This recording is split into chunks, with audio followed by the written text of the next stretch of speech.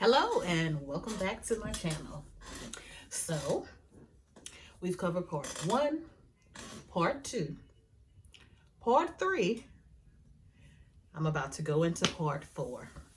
If you haven't seen 1, 2, and 3, please go back, look at those. They are labeled. And then come back to part 4. Okay, so we're just going to go straight in. The last thing that I ended with, I was going into 2017. Well,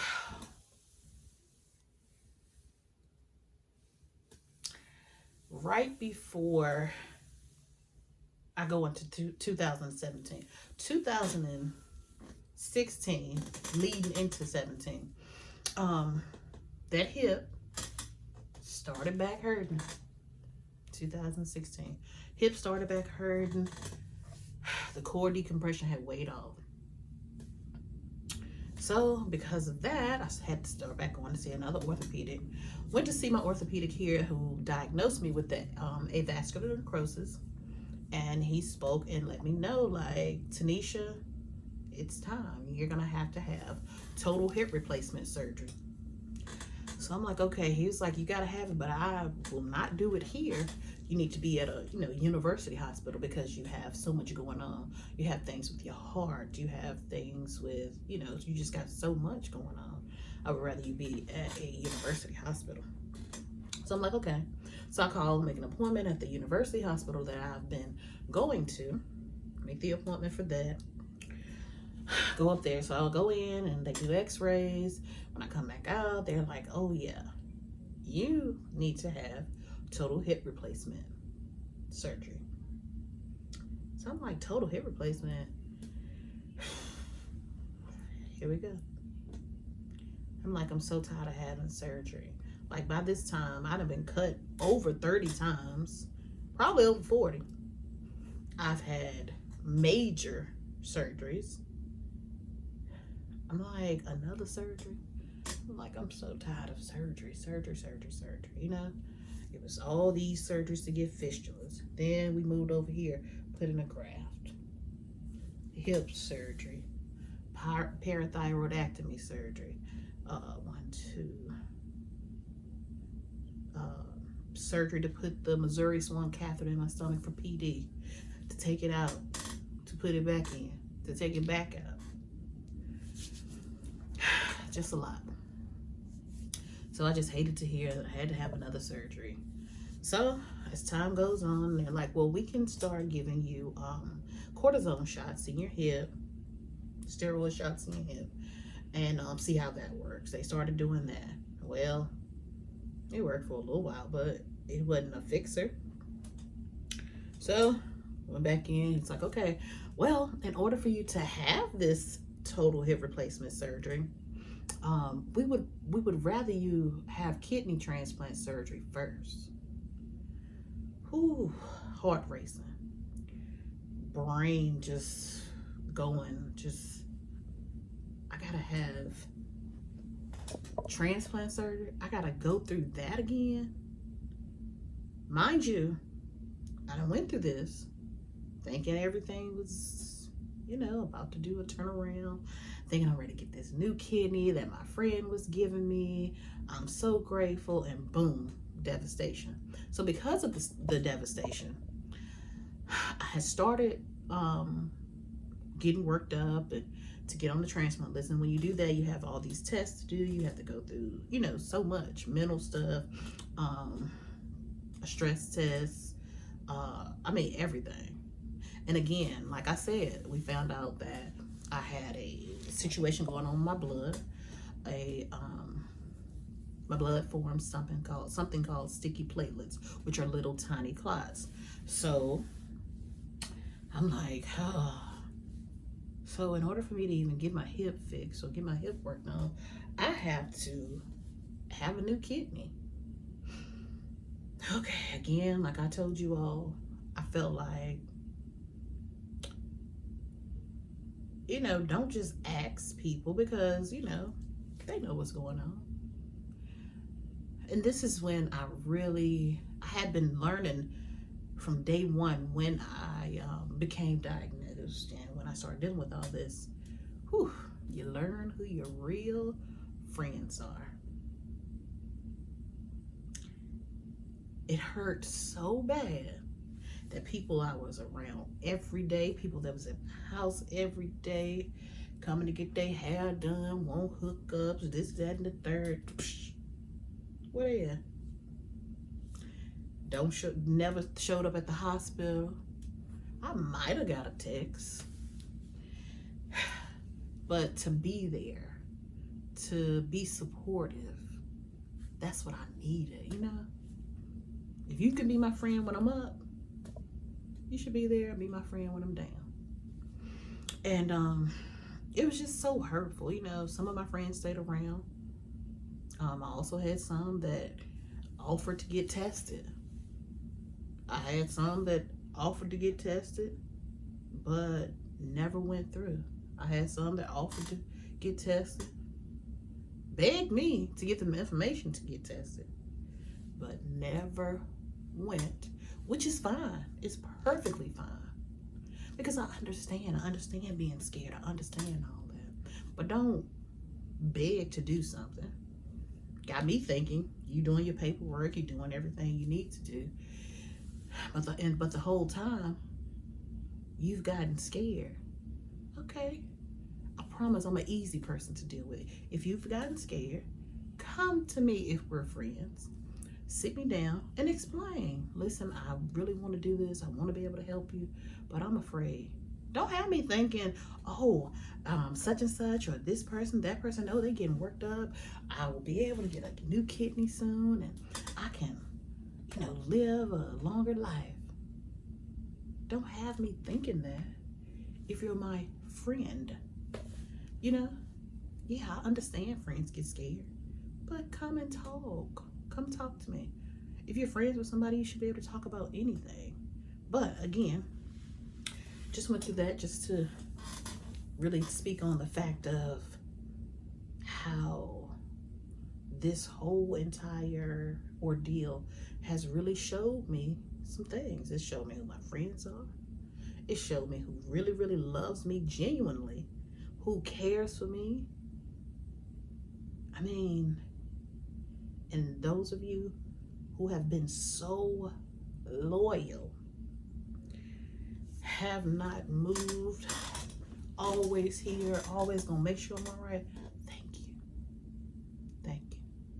Because when it comes to friendship and family, relationships, I value those. And I feel like I'm very loyal to my friends. I try to be there for my friends. If something is going on, I'm gonna be there, In the midst of it all, I feel like God works in such mysterious ways. Again, I can't just give a guaranteed answer of why I was chosen to deal with and go through these things. I do know that I have been able to be a light for so many. I've been able to encourage so many. I've been able to be there for people. When all this started with me, again, I was clueless. I had nobody, but I was able to be guidance to two of my very close friends that I deal with. And even though going through so much, it hurts. And again, like I said, you don't understand always. I'm so grateful that I was able to comfort them, make them feel okay with what's going on. Anytime I hear about anyone going through any of this, I don't care who you are. I don't care if I don't know you. I even remember a young lady walking into dialysis when I was doing in-center, and it broke my heart to even see her. It broke my heart because I felt so bad, and I'm just like, I went to her. I let her know that if it's anything that you want to talk about, or you need somebody to talk about, or you you want to understand this whole process, I'm here. Like, I believe in helping people if I can help them. Like, no, I don't know everything and I'm still learning, but I'm gonna tell you now, when I go to the doctor, when they pull me up, oh, I can tell them everything. It's been times they told me I need a white jacket. Go give me one and give me the check to go with it. Okay. But it's like you just I'm like this. If I can help somebody, hey, I'm gonna help you. And I mean that means anything. If you want some food, I'm gonna give you some food. You need some knowledge, I'm gonna give you some knowledge. I'm gonna tell you what I know. Um, that's just me. That's just my personality. I love being able to help. Even at my church, when I was back at my church back at home, just being able to serve. I love to give people, see people happy. There's nothing that makes me happier than making somebody smile or making somebody's day or just being able to be helpful to someone.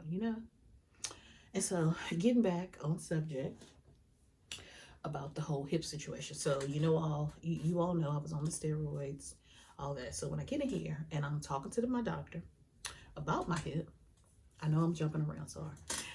Talking about my hip, he says I have to have a new kidney, a transplant. He said that there's 110% chance, Tanisha, that your hip replacement will get infected. I'm like 110%.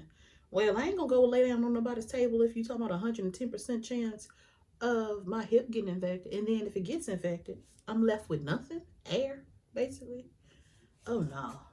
So back to square one. What do I do?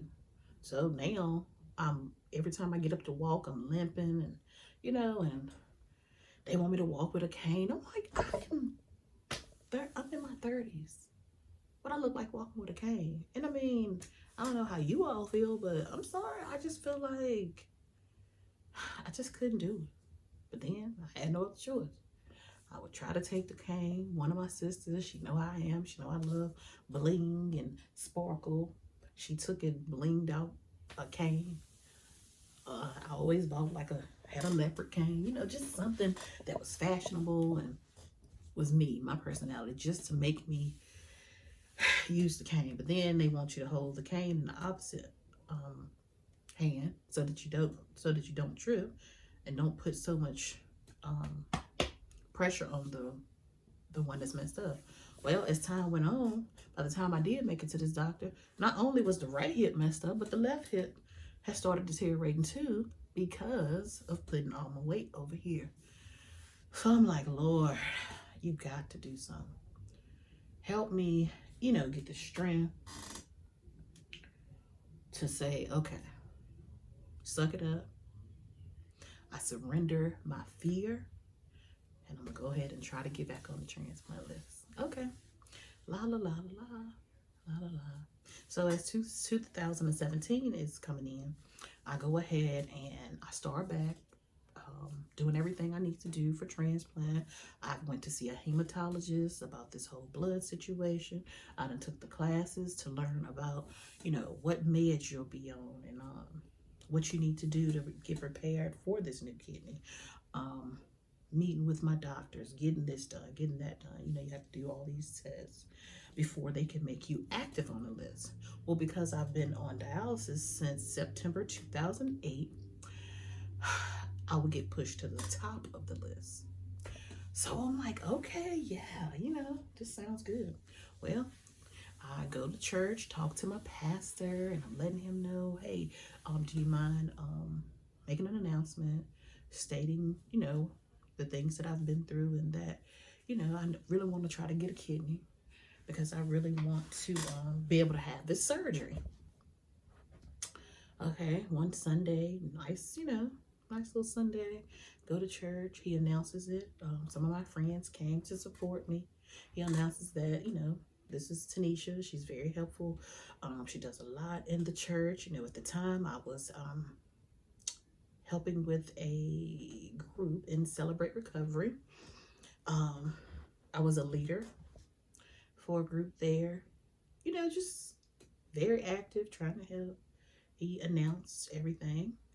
he also announced that if you wanted to be a donor, come to me for more information after the service. I mean, people were coming up. They're like, "Oh my goodness, please let me help." I even had a young, really sweet lady that came up to me saying, "Oh my God, this is really, it's destined. I'm gonna be your match." She was so excited, like I was. She said that she really wanted to do it, and that she felt like she was gonna be the match. Okay, so we all excited. I think I had like 8 other people total. So I go back, I let them know. I got 8 people. Okay, so they did the last test, which was my stress test. They normally get you to run on a treadmill for the stress test, but because of my hip, they did mine differently. They give you like this medication that kind of speeds your heart up, and then they give you like the antidote to stop it. Whew, crazy. Well, I will never forget. I had just went and got a new car. It was January the 25th, 2018. I had just went to get a new car. I had just drove off the lot with my car. I'm happy. I don't let too much get me down. And if I'm down, I'm not going to stay down. So I'm in my car, driving my car. I done went and picked up some friends of mine. We go to Chick-fil-A, get us some of that Christian chicken. So we in the line. I get this phone call. And I see where the phone call is coming from. So I'm thinking, oh, they ready to call me and tell me I'm active. Oh, my goodness. That wasn't the call. So mind you, just blow my mind. I've already went through the devastation of going through all this one time. I went through everything. Kidney put in. Kidney starts making urine. Kidney working good. Y'all done took 14, 15 tubes of blood every time I done came down here to get worked up for the kidney. But you gotta take the kidney out the same day you put it in, because something in my blood has attacked the kidney. Something that you all did not see before you laid me down, before you laid my friend down, before you cut us both, put the kidney in, and then the kidney went to waste. That's the first thing. Let's remember that. Took me years, 6, 7 years to be exact, to get my nerve worked up. Then to find out I need hip replacement done. But in order to get the hip replacement done, I need a new kidney first. Okay. God, I hear you. I surrender my fear. Let's go get worked up. Worked up for what? Worked up to get a phone call on January the 25th, 2018. I'm excited. I'm up here. I'm on cloud. I don't even know. I guess it won't cloud 9. It was above that. Because I had been wanting a new car. Finally got that new car. Got what I wanted. They call and say, "Hi, may I speak to Tanisha Walker?" I'm like, "Hi, it's me. Well, we just wanted to call and let you know we just got through with everything. We met about everything, and we just want to let you know that you will not be a good candidate for a new kidney."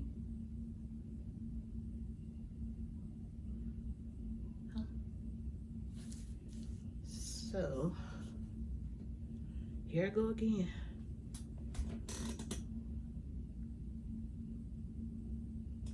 Just keep getting knocked down. Get up. Get knocked down. Get up. Get knocked down.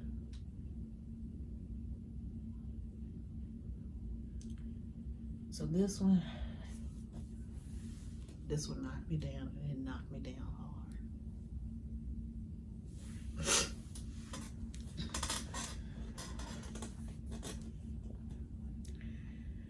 I had to call my buddy. I had to call my co-pastor at the time.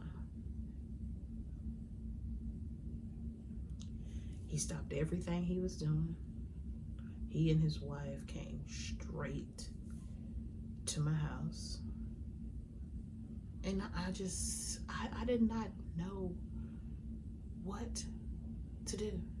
I didn't know what I did to even deserve for this to be happening. I'm just like,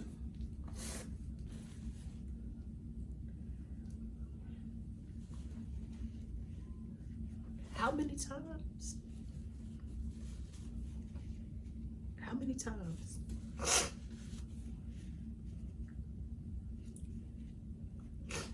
So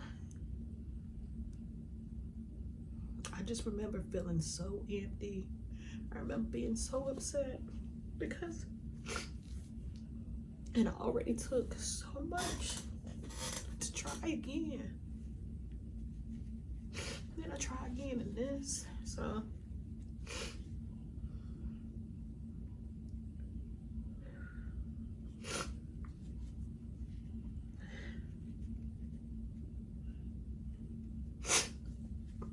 people ask me all the time, and I had a friend call me not too long ago to say, everybody around you, you know, they getting kidneys and this, that, and the third, and you know, you such a good person, and you still haven't gotten yours yet. I couldn't even part my lips to say why. Because sometimes I still don't believe it.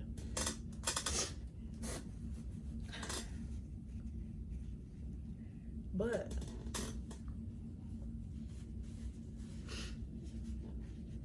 I also know that the God I serve, He will never leave me nor forsake me.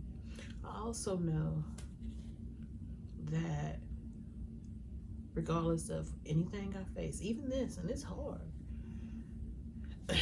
I know that gotta keep my faith. I do believe that it was delayed, but it wasn't denied. I feel like I'm just gonna be a miracle child. I will be that miracle that somebody needs to see.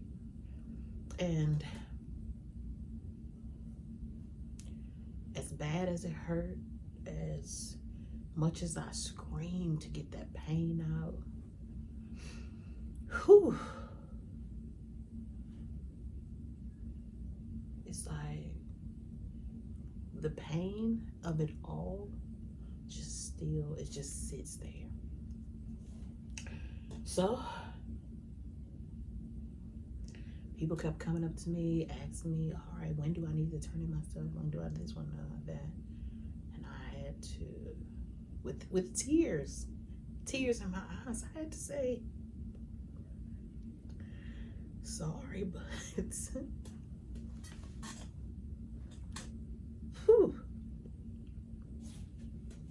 I can't. And so, again, whew, I live my life. I do what I gotta do. I get up every day and I'm thankful, I'm grateful. And my mission is to live my best life as grateful and happy as possible. No negativity. I don't have time for negativity. So anybody who I've come in contact with, and you might feel like, oh, well, she cut that off fast. Yeah, I don't have time.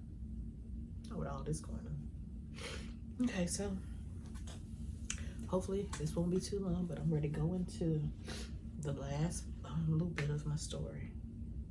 And the last little bit is the most recent. And if anybody follows me on Facebook, you know I always post. I always let you all know what's going on, because I have a lot of people that follow me who like to, you know, who are actually really genuinely concerned.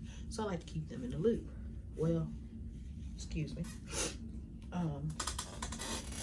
got my notes over here. I'm sorry. All right, so that was 2018.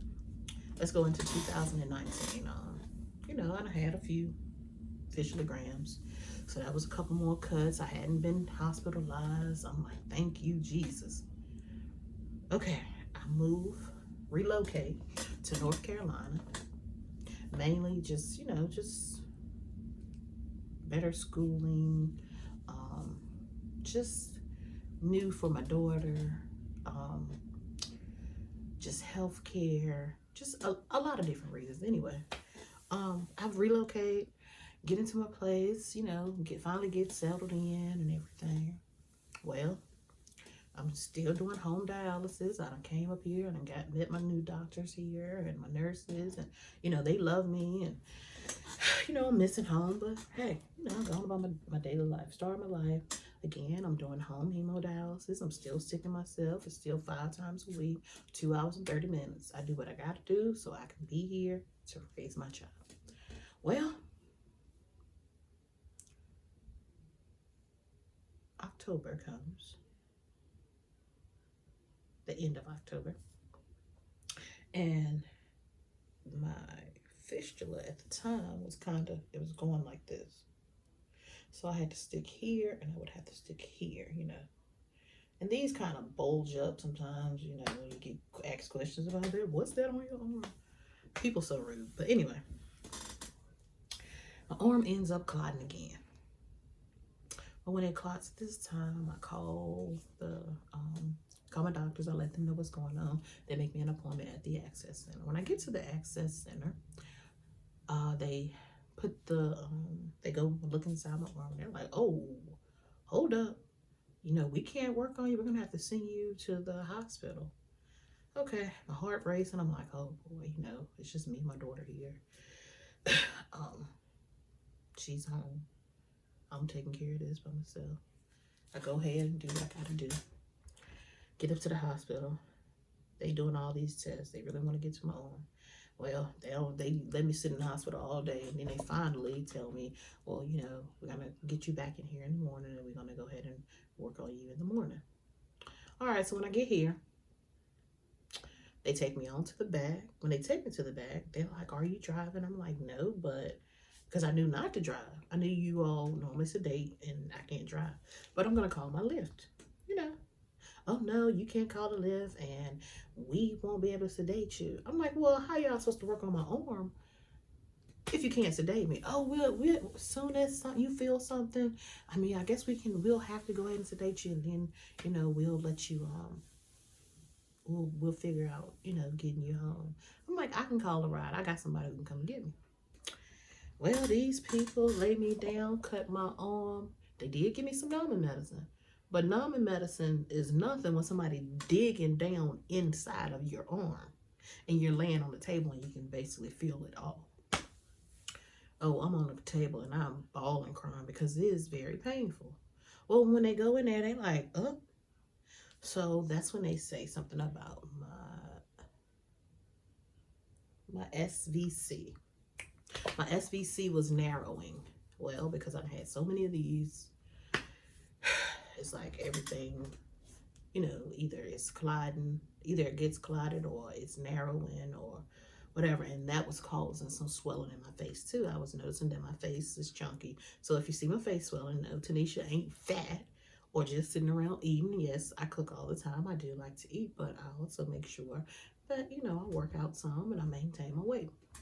Anyway, that's neither here or there. But my face was chunky from time to time, and I was like, okay, well, that's what's going on. My SVC gland is trying to narrow. That's your superior vena cava gland. It's a gland. Superior vena cava stenosis. Okay, so that was that's the gland that was trying to close. So you're like, oh, that needs to be worked on. But then he says, well, we can't really sedate her, so we won't be able to work on it right away like we need to. We'll just try to get this open to where I still be able to do dialysis using my fistula. All right, leave from there, upset, very upset, because I felt like they could have did it way better. Come on home, whatever, whatever. Well, do dialysis 2 more days. All the pieces. Okay, well, after this, they say, well, we're going to have to go ahead and put a perm cath. My body does not like perm caths. My body don't like nothing. It's like, as soon as you put something foreign in there, it's like, please take me out. Like, I'm not supposed to be here. So they go ahead and put a perm cath in. Well, when I go for my perm cath visit, I'm letting them know my last one was in my groin. They don't like to go nowhere up here because scar tissue, and I've had so many, and then the infection going to my heart, just so much. So they put a perm cath in my right upper groin. Well, when they put this in, I come on home. My sister has came here to help take care of me. I come on home. We back at my house. You know, I'm good. Well, then later on, I start bleeding. I'm talking about like blood, like seeping out my leg. My sister scared. I'm scared. My sister calls the ambulance. They come, but when they come, they ain't moving like we think they should be moving. So we like, look, y'all need to come on. You know, I don't want to lose too much blood. Put the pressure on like I've been taught to. Put the pressure on my leg. They get me to the hospital. They get me up there, and we meet a young lady, and she gets the bleeding to stop. Okay. She says, make sure you keep an eye on it. If the blood spot gets bigger, you need to, you know, go back to the emergency room. Well, we get back, wake up the next morning. The blood spot is bigger. It might have been the same night. Just so much. Blood spot bigger. My sister gets up. We go back to the hospital. Still nothing. The next night, we ride up to Charlotte to go to the hospital there. Get there. Probably got there about 11. We stayed there from 11 till probably 6 o'clock in the morning with someone trying to stop my leg from bleeding. Finally, at 6 o'clock, it stopped bleeding. But I'm also on medication, Plavix. I take Plavix, that thins my blood. And I take a 81 milligram aspirin, that thins my blood. So that probably had a lot to do with it too. I had just started back taking it the day after the surgery. Okay, so I'm like, Lord, something got to happen. So we leave there at 6 o'clock. We come back to my house. We both like, we just need to get some rest. I just want to go to sleep. And I said, if we wake back up and it's still acting crazy, then I'm just going to ride to the university hospital that I normally go to. So we wake up, and lo and behold, it's 11 o'clock. We slept from 6 till about 11. Get up, my leg bleeds. So we drive 2 hours away, go to the hospital. When I get to the hospital, I'm letting them know what's going on. They rushing. They, you know, they know my history. They got all my stuff. Get on up there, and they like, oh my goodness. So they trying to get it to stop bleeding. You got a man up in here, someone trying to sew me up. You got this person over here doing this. Well, they let me know, Tanisha, we're going to have to keep you. They kept me. This was leading up to Thanksgiving by the time all this going on. So this is, yeah, we're in November now. You know what? It wasn't October. I'm sorry. It was beginning of November and led into the end of November. Sorry about that, guys. So it's just a lot. So if I get a little mixed up, I'm telling the truth though. Get there. We finally never could get it to stop really. So they said, well, we're gonna have to get that pulled. I'm like, pulled? Like, yeah, we're gonna have to pull that. But when we pull that, gotta have another way to do dialysis. So that means another surgery, another incision, another procedure, something dealing with a knife, a cut somewhere. So they went ahead, took that out my leg. When they took that out, they said, well, we're gonna move up to your neck. Well, this time they went over here to this side. I'm like, my neck, you know, I'm afraid. Like, I thought we were staying away from that. I said, my SVC gland. She's like, yeah, we're going to go on the opposite side. So they put a perm cath over here. Again, you know, I told y'all the tip of it is, you know, dealing with your heart. So they don't want you to have it in. They're very prone to infection. And my body doesn't like them. So something always happens. Well, going on about my business, I finally got released from the hospital. The day before Thanksgiving. I was talking to my sweetheart. We went out on he asked me could he take me out on a date that Saturday. Well, I had been feeling bad, I had been looking bad, but he was just so sweet and wanted to be there for me, wanted to help me out, and said if I felt good, you know, he wanted to even bring me some Thanksgiving dinner to the hospital if I was still there. But thank God I was gone. Came home. You know, I love to cook. My family didn't want me to cook because they wanted me to sit down because I'm sitting here with this in my neck. I got a patch on my leg. You know, they just want me to sit down. But I'm just feeling so horrible because I feel like I can't cook on Thanksgiving. Well, we still had a good time. We were still with each other, and that's all that mattered. Went on my date that Saturday with my sweetheart. Love you, babe. And then after that, you know, things were good. He was coming up, making sure he helped me out. Always here. Always trying to make sure that he was being helpful. And I thank God so much for that because it's so crazy how life is and how situations are. It's like God knew what I needed and he sent it right. And I'm so thankful. And so I went on ahead about my business or whatever. Well, then I kept having pains in my chest and feeling crazy. Went to the emergency room. Well, they couldn't find none. Still won't feeling right about that. I'm like, okay, I'm ready to go back to the university. Get to the university, they run x-rays, all this. Well, the tip of the perm calf has moved near a vein that should have been near. I'm like, man. So they go ahead, take me on back. Miss Walker, that has to come out. Okay, they take that out. Guess what? Gotta get cut again. They gotta put something in so I can be able to do dialysis again. They go to this leg on the left side. They put a temporary catheter in so I'm able to do dialysis while I'm in the hospital, while I'm there. Go to dialysis, leave from dialysis. They schedule another procedure to take the temporary out, put another permanent perm catheter in. Once they do this, I'm sore, you know, I'm on meds, I'm on pain meds, you know, it's just, all right. Well, then we end up talking about everything. And they said that, you know, we got to try to get this out. We got to try to get something more permanent that I can use. Okay, so they had told me about a hero graft. Well, hero graft is a graft that comes up here, goes around. So I had to get cut there.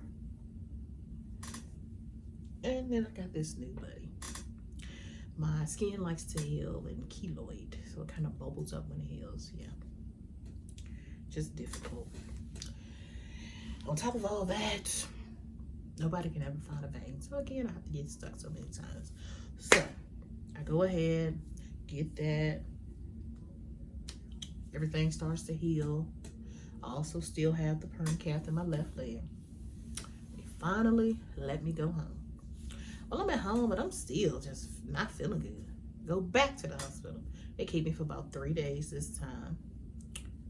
When they let me out, it's Christmas Eve. I went in on the 23rd, left.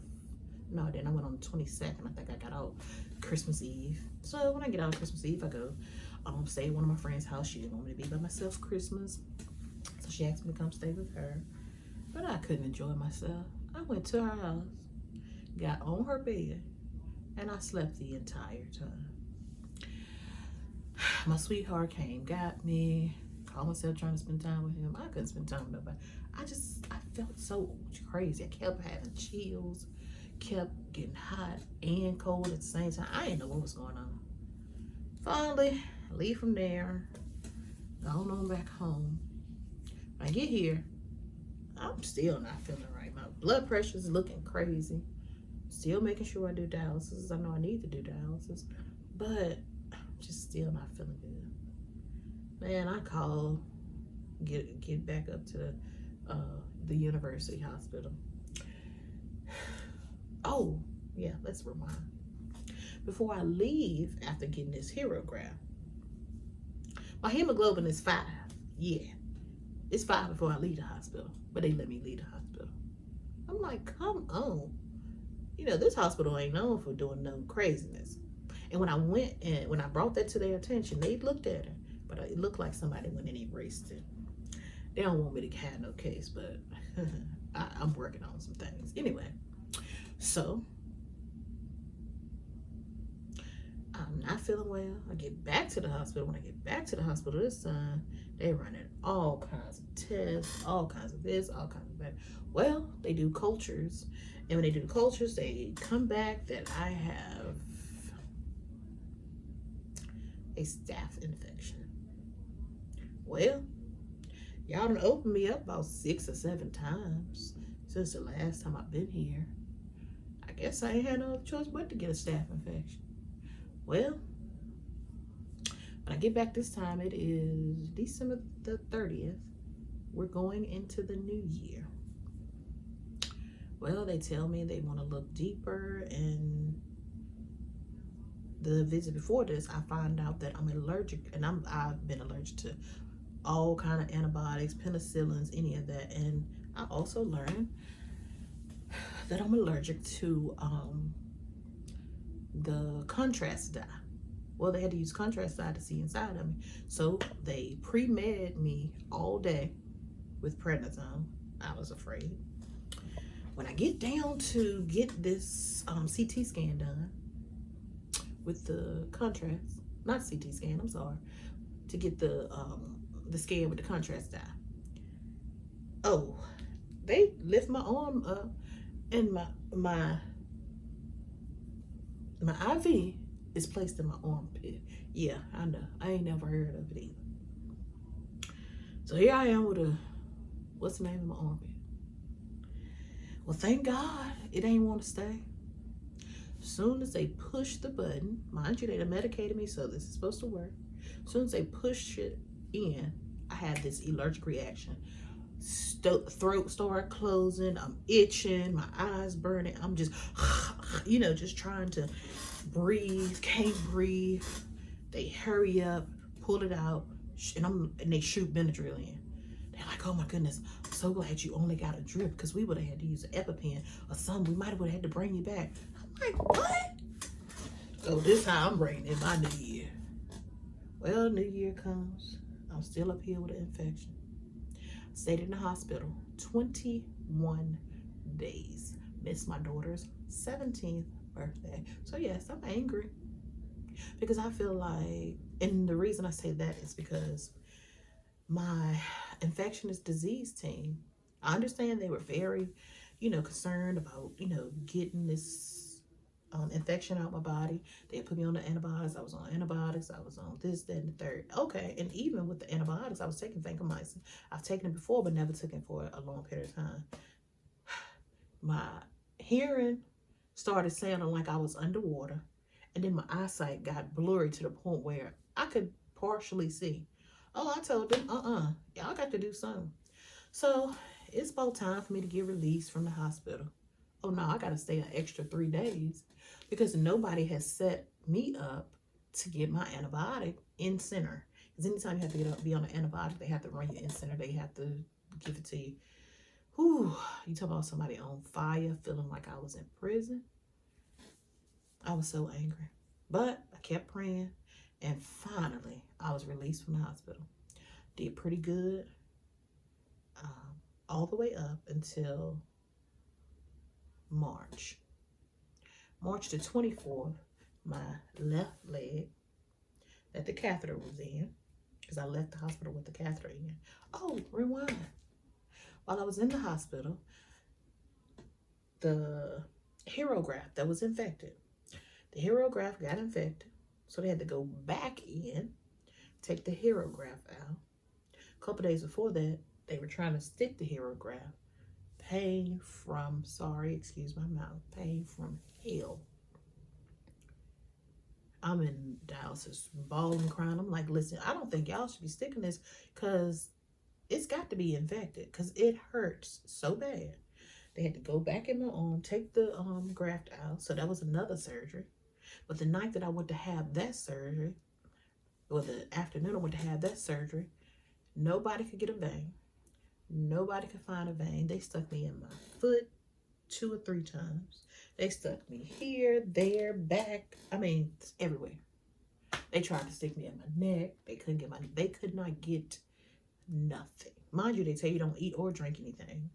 Drinking kind of helps, find a vein. I mean, it got so bad.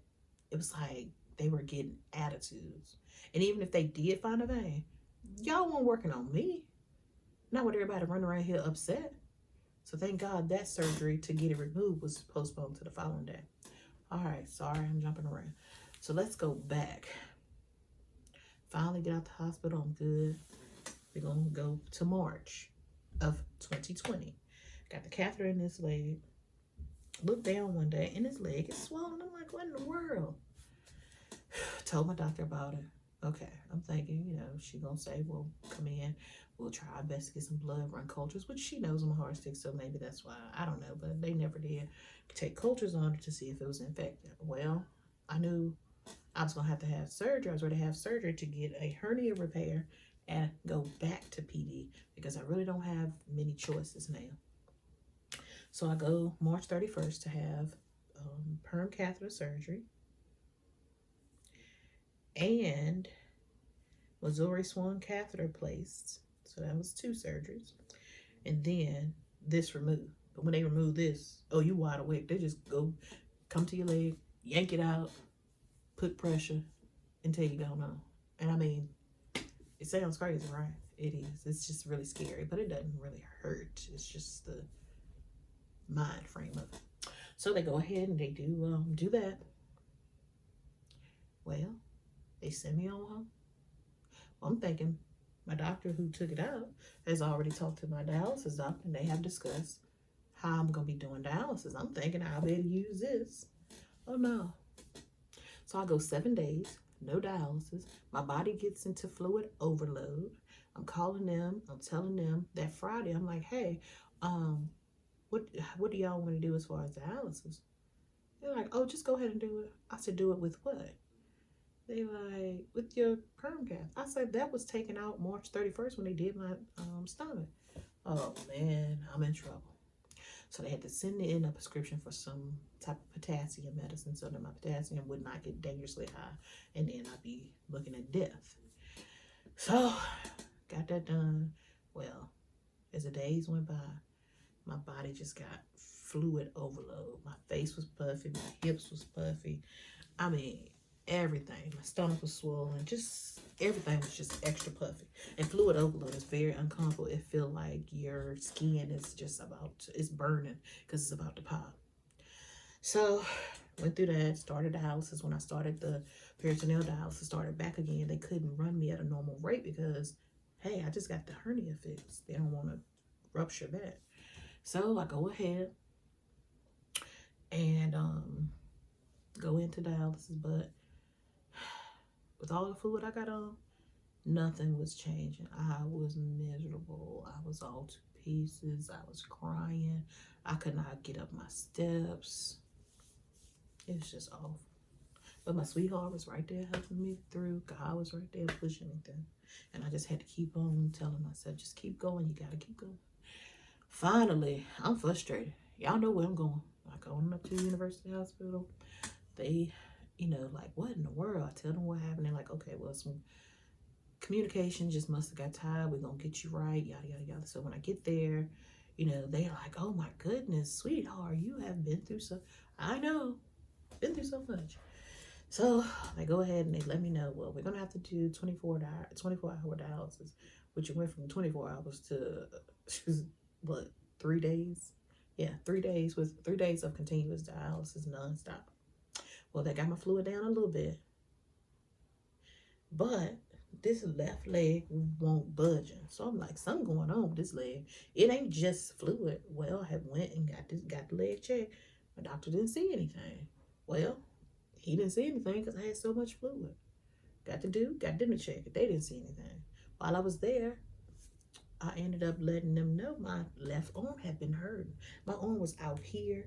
As you can see, it got extra dark and it was just hurting so bad.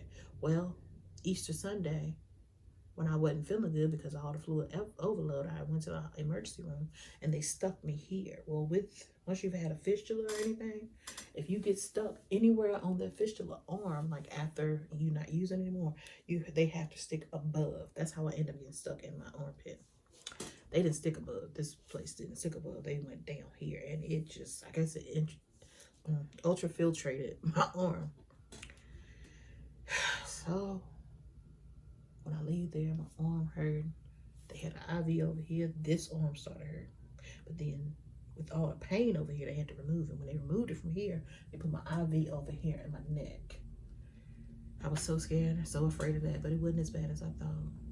The fluid went down some. Then I looked at this arm, and I don't know if you guys can see, but it's like I can feel my vein. It's like it burnt through my arm, and it was just hurting too. My veins, and you know, like if I go to the doctor, oh, they praying before I get there. Please give her some veins. But that was the end of April. May, I've been doing pretty good. We finally got this leg to go down. I went for a small procedure beginning of May, end of April, and they ended up finding clot. I had a clot over here, so they had to put a stent in to kind of move that clot out the way. So that's why this leg was swelling like that. It's gotten a little discolored, and oh my goodness, it was just huge, about to pop, burning red. I knew something was wrong. I'm not crazy. I may not be the doctor, but I'm living through it, and I'm gonna tell you, something ain't right. Y'all need to check it. So it is now what, June, and I've been doing okay. I just had a follow-up visit. My leg's still looking good. It's went all the way down. It still kind of feels like Play-Doh near the ankle and lower part, but I'm just thankful I can put on a shoe. I can walk. I didn't lose my leg, and I'm here. But I just want to say, I think this concludes. Excuse me. I think this concludes my story. I hope that I have helped someone. I hope that I have said something that will encourage whomever is going through something. I hope it will encourage you to keep going, keep pushing. I want y'all to make sure you subscribe to my channel, hit like, and just be a little more understanding or have more compassion for others and people. You never know what somebody is going through. People look at me and they wouldn't dare believe that I've been through every single thing that I just named, and probably a little more that I just couldn't remember. But if you don't take anything else from this video, just take to all, try to be kind. Like, you just never know what someone is going through. Don't judge, and if you know somebody who may need to look at this, tell them click on my page. And thank you guys so much. I'm trying to make it to 200 subscribers by the end of the night. I just checked before I got on and I was at 190, so give me up there. Anyway, I love you guys. Thank you so much for watching, and I hope and pray that somebody got something from this, and God, you get all the glory. Thank you guys. Have a good one.